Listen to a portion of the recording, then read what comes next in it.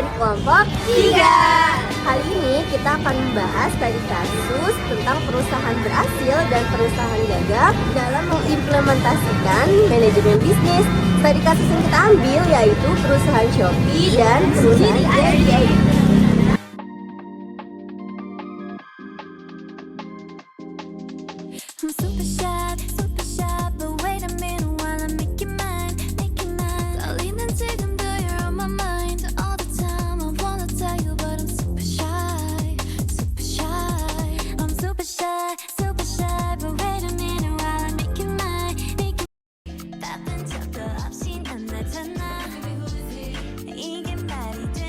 Shopee Profile. Shopee telah menjadi marketplace elektronik terbesar nomor 3 yang paling banyak dikunjungi oleh pengguna internet pada tahun 2017. Shopee resmi masuk ke Indonesia pada tanggal 1 Desember 2015. Aplikasinya sudah diunduh oleh 1 juta pengguna. Hal tersebut diperoleh Shopee hanya dalam kurun waktu 4 tahun saja. Hingga sekarang Shopee sudah berhasil diunduh oleh 100 juta pengguna. Di akhir tahun 2019, pertumbuhan marketplace Shopee berkembang dengan sangat pesat, khususnya di Indonesia di kuartal 4 pada tahun 2019. Visi dan misi Shopee. Visi Shopee, we believe online shopping should be accessible, easy, and enjoyable. This is the vision Shopee aspires to deliver on the platform every single day. Misi Shopee, untuk menentukan siapa kita, bagaimana kita berbicara, berpikir, dan bertindak. Dan untuk memastikan bahwa setiap orang yang terlibat dalam perjalanan Shopee merasa bahagia dan bersama-sama. Ada alasan nih, kenapa sih Shopee lebih dipilih oleh masyarakat Indonesia? Yang pertama, harga kompetitif. Shopee menawarkan harga yang jauh lebih kompetitif daripada platform belanja lainnya, yang membuat pelanggan senang untuk berbelanja. Harga yang kompetitif ini juga telah membantu Shopee mendapatkan lebih banyak pelanggan. Yang kedua, berbagai promo. Shopee telah menawarkan berbagai promo menarik untuk pelanggannya. Promo-promo ini tidak hanya mencakup potongan harga, tetapi juga berbagai hadiah yang menarik bagi para pelanggan. Yang ketiga, permintaan pengiriman cepat. Shopee juga menawarkan layanan pengiriman cepat yang disesuaikan dengan kebutuhan pelanggan. Ini membantu pelanggan mendapatkan produk yang mereka beli dengan cepat dan mudah. Alasan yang keempat, kebijakan pengembalian yang layak. Shopee juga menawarkan kebijakan pengembalian yang sangat layak bagi pelanggannya. Ini membuat pelanggan merasa lebih nyaman ketika berbelanja di Shopee dan meningkatkan pengalaman berbelanja mereka. Yang kelima, dukungan pelanggan yang baik. Shopee juga menawarkan layanan dukungan pelanggan yang baik. Ini membantu pelanggan ketika mereka memiliki masalah atau pertanyaan tentang produk yang mereka beli.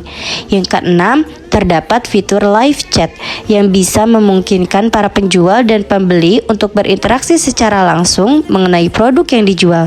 Yang ketujuh, fasilitas gratis ongkir. Shopee juga menyediakan fasilitas gratis ongkir dengan berbagai atau beberapa ketentuan yang berlaku.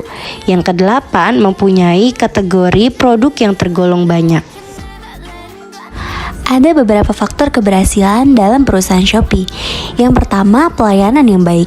Shopee menawarkan kualitas pelayanan dan mengevaluasi dari perencanaan sebelumnya jika terjadi suatu masalah sehingga dapat memperbaiki kesalahan secepat mungkin. Yang kedua, strategi pemasaran yang efektif. Shopee menggunakan strategi pemasaran yang baik untuk menjangkau lebih banyak konsumen di Indonesia.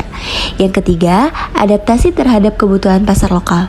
Shopee memahami kebutuhan pasar lokal dan menyesuaikan strategi pemasaran sesuai dengan kebutuhan tersebut.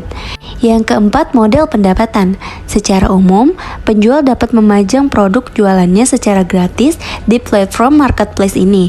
Tidak ada biaya tambahan apapun sampai dengan saat ini. Pemasaran digital melibatkan penggunaan platform online untuk mempromosikan produk seperti bentuk iklan kreatif dalam platform media sosial seperti YouTube, Instagram, TikTok, Spotify, dan lain-lain. Stasiun televisi bahkan tidak sampai tanggung-tanggung mengadakan acara konser yang mengundang banyak artis nasional maupun internasional yang membuat para fansnya terdorong untuk menggunakan aplikasi Shopee.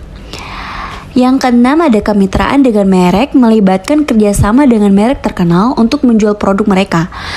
Banyaknya merek nasional maupun internasional yang terdapat pada perusahaan Shopee menjadikan aplikasi berbelanja terlengkap dan aman terbukti dengan banyaknya merek yang bermitra bersama Shopee, memudahkan pengguna untuk berbelanja dari rumah dan mempunyai banyak pilihan yang mengabaikan diberi dari level nasional maupun internasional. Yang terakhir yaitu kampanye diskon juga sering digunakan untuk menarik pelanggan seperti tanggal kembar, hari nasional, flash sale setiap jam tertentu, bahkan cashback yang menggiurkan para pengguna, menjadikan Shopee sebagai aplikasi dengan barang yang berkualitas dengan harga yang aman di kantong.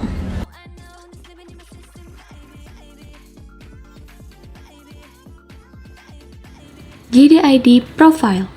JD.com atau bisa juga dikenal dengan nama Jingdong dan sebelumnya bernama 360 Boy, satu dari dua retail daring B2C terbesar di Tiongkok menurut volume transaksi dan pendapatan. Anggota Fortune Global 500 dan pesaing utama Tmall milik Alibaba. Pada kuartal pertama 2018, platform ini memiliki 301,8 juta pengguna aktif. Dan JD.ID mulai beroperasi di Indonesia sejak Oktober 2015. JD.ID merupakan salah satu e-commerce besar di Indonesia yang dimiliki oleh PT Retail Bersama Nasional. Hasil dari kongsi antara JD.com dengan Provided Capital Indonesia, lahirlah JD.ID yang pertama kali beroperasi di Indonesia pada tahun 2015. JD.ID memiliki beberapa kategori produk yang terdiri dari kategori Moms and Baby, smartphone, otomotif, elektronik, kecantikan, dan fashion. Tagline yang menjadi ciri khas JD.ID yaitu Make Joy Happen. Visi dan misi JD.ID. Visi dan misi JD.ID melibatkan beberapa aspek penting yang bertujuan untuk membangun kenyamanan dan kepuasan berbelanja bagi pelanggan. Berikut ini adalah beberapa aspek penting dari visi dan misi JD.ID. Yang pertama, memberikan pengalaman berbelanja yang lebih leluasa. JD.ID berkomitmen untuk menyediakan produk-produk yang terakurasi, asli, dan terpercaya. Yang kedua, menjaga mutu layanan dan kualitas produk. JD.ID menjamin keaslian produk sesuai dengan moto JD.ID, dijamin ori. Yang ketiga, fokus pada layanan end-to-end. JD.ID berusaha untuk menyiapkan layanan end-to-end terbaik, mulai dari warehouse, drop point, kurir, customer service, hingga purna jual atau after sales. Faktor yang pertama yaitu persaingan sengit dengan marketplace lain. Salah satu faktor utama yang menyebabkan bangkrutnya JD.ID adalah persaingan sengit dengan marketplace lain, teman-teman. Terutama dengan pemain besar seperti Tokopedia, Shopee, Lazada, dan masih banyak lagi. Persaingan yang ketat ini mengakibatkan penurunan pangsa pasar JD.ID, terutama dalam hal penjualan dan pertumbuhan bisnis.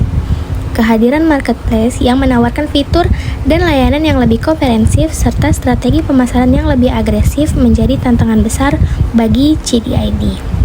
Faktor yang kedua, pengelolaan keuangan yang kurang efektif. Manajemen keuangan yang tidak efektif juga berperan dalam kebangkrutan JD.ID. Beberapa keputusan investasi yang buruk dan kegagalan dalam mengelola aliran kas serta pengeluaran yang tidak terkendali telah memberikan dampak negatif pada kesehatan keuangan perusahaan. Kurangnya pemahaman yang mendalam tentang kondisi pasar dan keuangan menyebabkan JD.ID tidak dapat mengantisipasi dan menanggapi perubahan yang cepat dalam ekosistem e-commerce. Faktor yang ketiga yaitu tren konsumen yang berubah. JD.ID juga dihadapkan pada perubahan tren konsumen yang signifikan di pasar e-commerce Indonesia. Permintaan konsumen yang beralih ke platform lain dan kecenderungan konsumen untuk mencari produk dengan harga yang lebih murah dan penawaran yang lebih menarik telah mengaruhi penjualan JD.ID secara keseluruhan.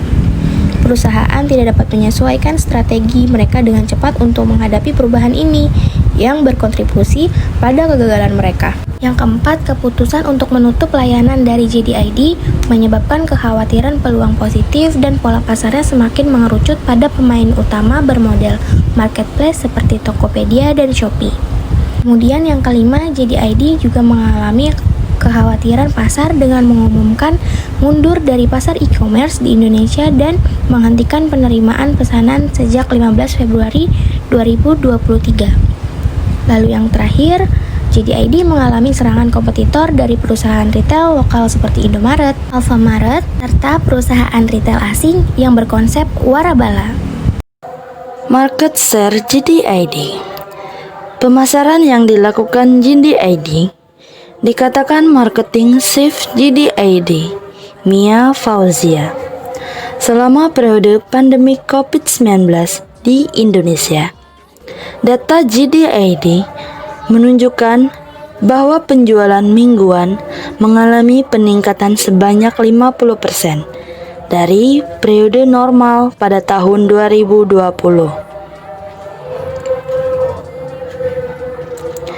Maka, berikut strategi yang dilakukan JD.ID pada masa pandemi. Yang pertama, strategi pemasaran JD.ID mencakup berbagai aspek, termasuk pelayanan terbaik, jaminan keaslian produk, dan fokus pada layanan end-to-end. 2. Selama periode pandemi, penjualan mingguan JD.ID mengalami peningkatan signifikan dengan kategori seperti grocery, perlengkapan kesehatan, dan peralatan rumah tangga menjadi fokus utama. Yang ketiga, strategi pemasaran mereka juga melibatkan aksi kemanusiaan seperti kampanye donasi online dan inisiatif JD Peduli Indonesia Lawan Corona untuk mendukung rumah sakit rujukan. Selain itu, mereka juga fokus pada peningkatan layanan, termasuk perbaikan logistik dan peningkatan persentase pengantaran di hari yang sama. Nah, dapat disimpulkan bahwa perusahaan Shopee dan JD.ID memiliki perbedaan manajemen bisnis, terutama pada strategi pemasaran, di mana perusahaan Shopee masih berdiri sampai sekarang dan menjadi aplikasi belanja online yang paling banyak digunakan oleh masyarakat Indonesia. Shopee juga mampu bertahan saing dengan perusahaan lain dikarenakan pemasaran besar-besaran dengan manajemen bisnis yang baik. Sedangkan perusahaan JD.ID juga menggunakan strategi pemasaran baik, terlebih saat masa pandemik, di mana masyarakat sangat terbantu oleh aplikasi belanja online. Tetapi setelah pandemi COVID-19, perusahaan JD.ID tidak dapat bertahan dikarenakan manajemen bisnis yang dianggap kurang efektif dan tidak dapat bertahan bersaing dengan perusahaan lainnya. Menjadi pemicu utama perusahaan JD.ID bangkrut dan memutuskan untuk menutup perusahaan hingga saat ini.